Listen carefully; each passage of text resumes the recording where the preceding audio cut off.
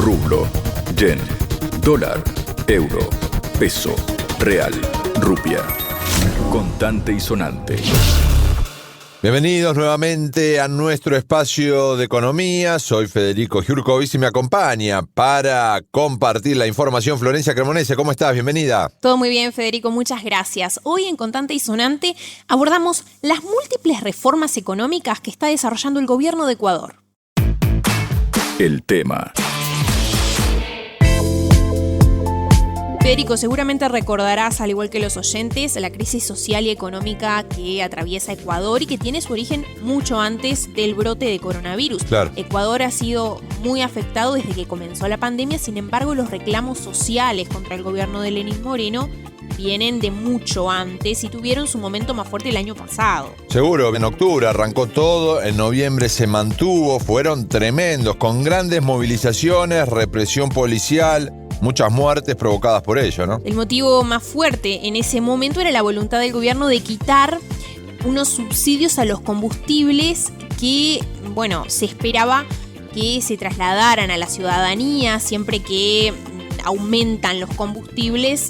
Lo paga la gente, como se sabe, sube el combustible, Seguro. Aumentan los precios del transporte, de las mercancías, porque justamente el transporte no solo lleva a personas, sino también a esos productos que consumimos. También es la energía. Aumenta el costo de todo, podemos decir. De todo, de las industrias, de lo que se nos venga a la cabeza. Y eso directamente hace que el costo de vida sea más alto.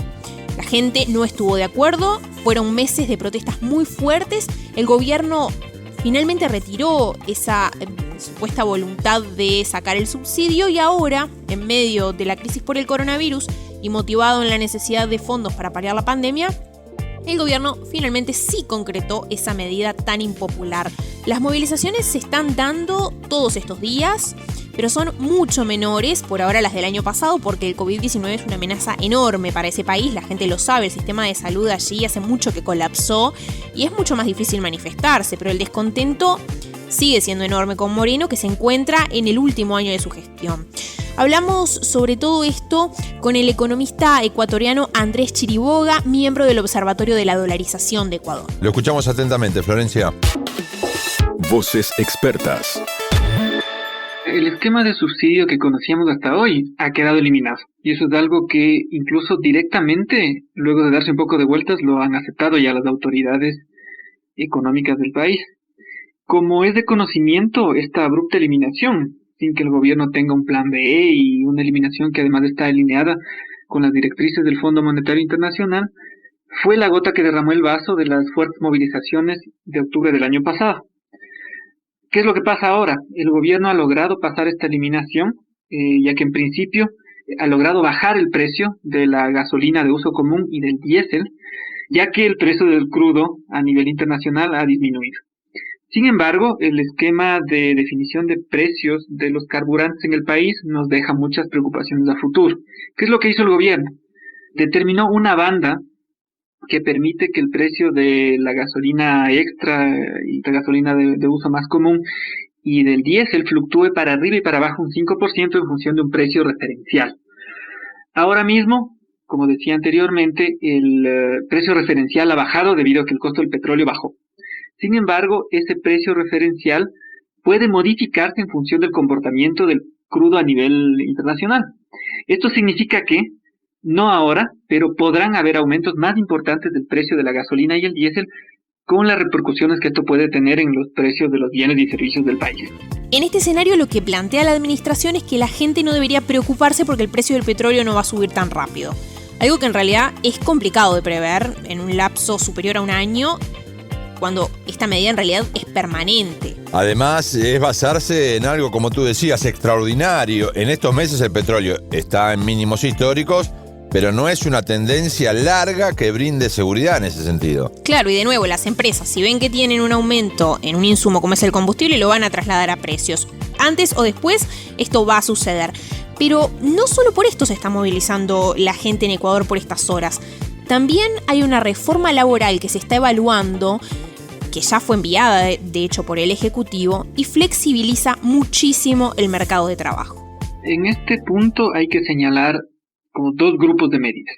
Por un lado, el gobierno sigue estigmatizando al sector público, lo que se junta con esta obsesión que tiene el gobierno con reducir el gasto fiscal, en un momento donde los gobiernos lo que más bien deberían hacer es, más que nunca, inyectar liquidez a las economías, cuidar y generar empleo para reactivar la economía por la vía de la demanda. Eso es lo que están haciendo la gran mayoría de países en el mundo, pero Ecuador ha decidido ser la gran y peligrosa excepción. Es así que en días anteriores anunció el gobierno nacional que se reducirá la jornada laboral en el sector público en 2 horas, con algunas excepciones, y asimismo se reducirán los sueldos de los funcionarios. Esto implicaría, en algunos casos, que se llegarán a reducciones de ingresos de hasta el 25%. Asimismo, se anunciaron también procesos de despidos que están ligados a la eliminación de una serie de entidades y empresas públicas, algunas de ellas empresas emblemáticas, necesarias e incluso rentables.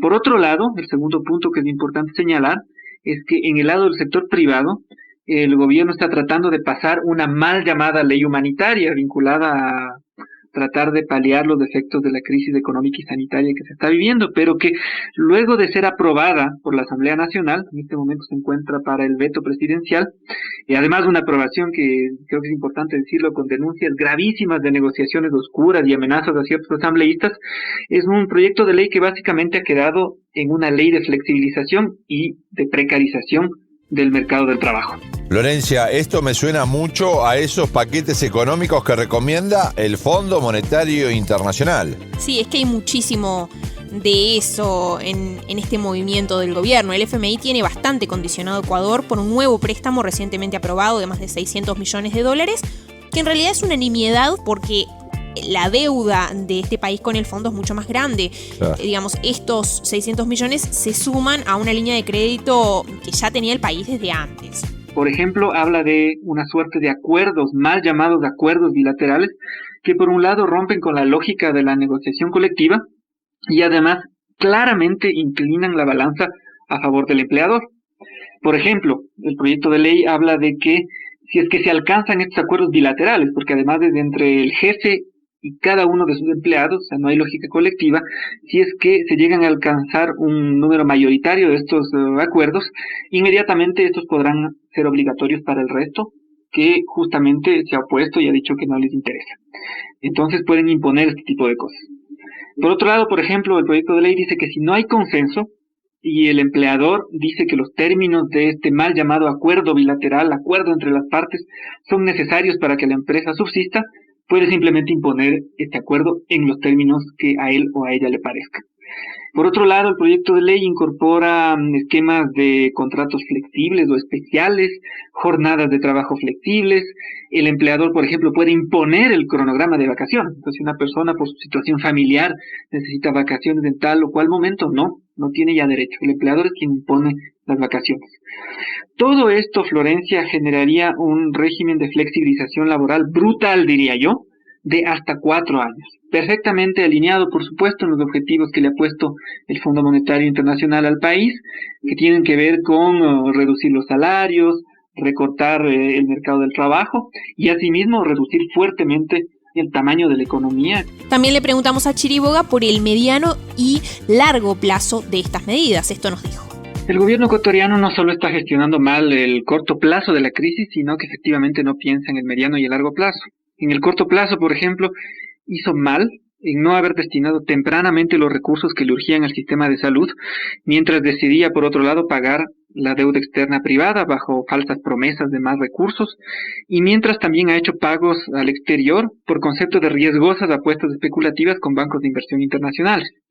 Para que tengas una idea, Florencia, y las personas que nos escuchan, solo en el mes de marzo el gobierno ecuatoriano pagó $791 millones de deuda externa. De esto, $325 millones eran deuda a privados, a acreedores de Wall Street, si ustedes quieren, y pagó 500 millones aproximadamente, hay una estimación ahí, de una apuesta especulativa con Goldman Sachs y Credit Suisse, que es un dato sobre que el gobierno no se ha pronunciado directamente, pero que el propio Banco Central da cuenta del pago de este tipo de operaciones.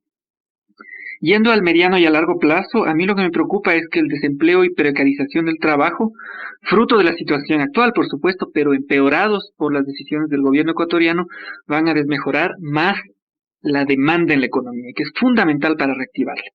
Esto tiene impactos por supuesto, para las contribuciones del sistema de seguridad social, pero asimismo otras repercusiones bien graves. Por ejemplo, hogares y empresas que en este momento no tienen ingresos y que no van a tenerlos, no generarán más depósitos para el sistema financiero y a la vez no podrán pagar obligaciones financieras si tienen un crédito, si tienen una deuda vigente. En el mediano y largo plazo esto podría afectar fuertemente al sistema financiero, quienes de hecho, digamos, las cabezas del sistema financiero más bien deberían ser los primeros en exigir que se tomen diferentes decisiones de política pública que efectivamente puedan reactivar la economía y cuidar la disponibilidad de recursos en una economía que, no se olviden las personas que nos escuchan, depende de la disponibilidad de dólares. Ecuador es una economía que no tiene moneda propia y tiene que cuidar y gestionar adecuadamente los dólares que tiene en su economía. Escuchábamos al economista ecuatoriano Andrés Chiriboga, miembro del Observatorio de la Dolarización de Ecuador. Muchas gracias, Florencia. Por favor, un gusto. Pueden escucharnos todos los días a las 19 horas en directo de México, a las 21 de Montevideo y a las 0 GMT por mundo.sputnews.com. Contante y sonante.